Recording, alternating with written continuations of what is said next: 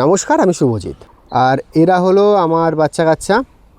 এরা এদের পাঠ্যপুস্তক থেকে একটি গল্প নাটকের আকারে করেছে এবং এরা চাই যে সেই গল্পটি আমি আমার ইউটিউব চ্যানেলে পোস্ট করি।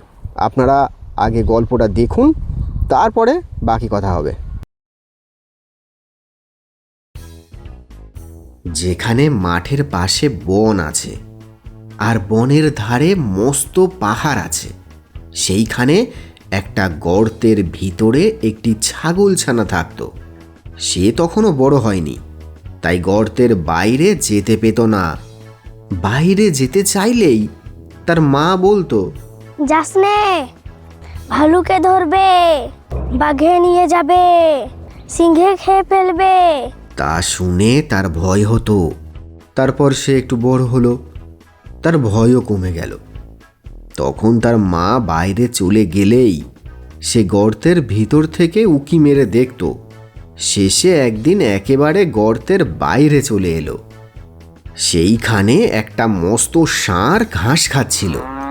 ছাগলছানা এত বড় জন্তু কখনো দেখেনি, কিন্তু তার শিং দেখেই সে মনে করে নিল, ওটাও ছাগল, খুব ভালো জিনিস খেয়ে তো বড় হয়েছে। তাই সে ষাঁড়ের কাছে গিয়ে জিজ্ঞেস করলো, হ্যাঁ গো, তুমি কি খাও? আমি ঘাস খাই।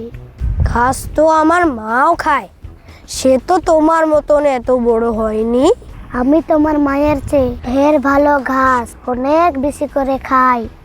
সেই ঘাস কোথায়? ওই বনের ভিতরে। আমাকে সেখানে নিয়ে যাবে? চলো।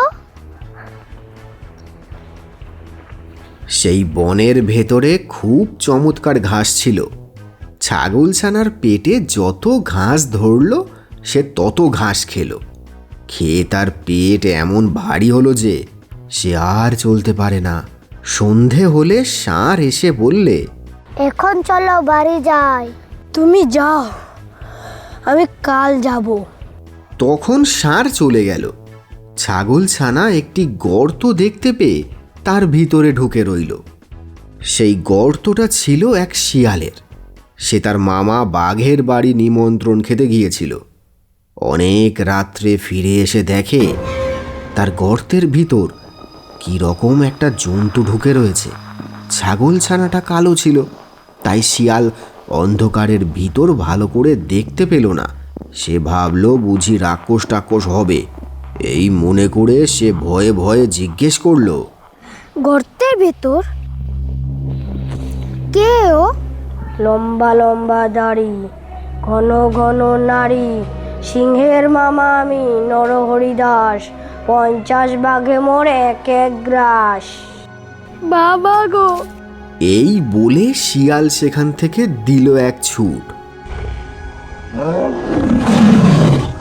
এমন ছুট দিল যে একেবারে বাঘের ওখানে গিয়ে তবে সে নিঃশ্বাস ফেললে। কি রে ভাগ্নি, এখনই গেলে, আবার এত ব্যস্ত হয়ে ফিরলে যে? মামা, সর্বনাশ হয়েছে।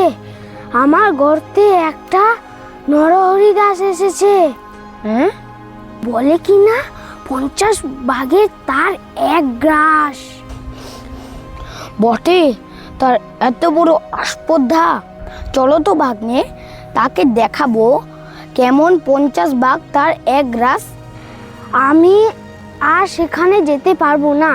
আমি সেখানে গেলেই যদি সে বেটা হাঁ করে খেতে আসে, তাহলে তো তুমি তো 2 লাফে পালাবে। আমি তো তেমনি ছুটতে পারবো না। সে বেটা আমাকে ধরেই খাবে।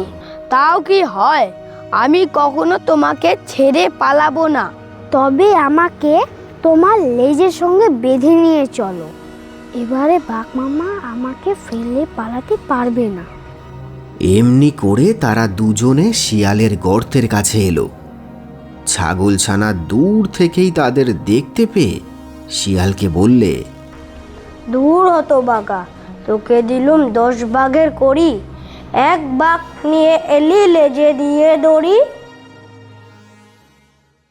মামা, মামা। শুনেই তো ভয়ে বাঘের প্রাণ উড়ে গিয়েছে। সে ভাবলে যে শিয়াল নিশ্চয়ই তাকে ফাঁকি দিয়ে নরহরি দাসকে খেতে দেবার জন্য এনেছে। সে 25 হাত লম্বা এক এক লাফ দিয়ে শিয়ালকে শুদ্ধ নিয়ে পালালো।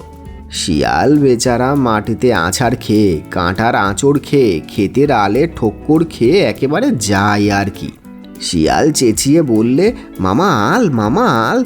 তা শুনে বাঘ ভাবে বুঝি সেই নরহরি দাস এলো, তাই সে আরো বেশি জোরে ছোটে। এমনই করে সারা রাত ছুটোছুটি করে সারা হলো। শিয়ালের সেদিন ভারী সাজা হয়েছিল। সেই থেকে বাঘের উপর তার এমনই রাগ হলো যে সেই রাগ আর কিছুতেই গেল না। নমস্কার, আমি পুষ্কর। নমস্কার, আমি দিবাকর। নমস্কার, আমি সৃজনা সিংহ। নমস্কার, আমি নিতেশ। নমস্কার, আমার নাম আনিসা লাকড়া। নমস্কার, আমি ঋতিকা। আমাদের অভিনয়টা কেমন লাগলো কমেন্ট করে জানাবেন।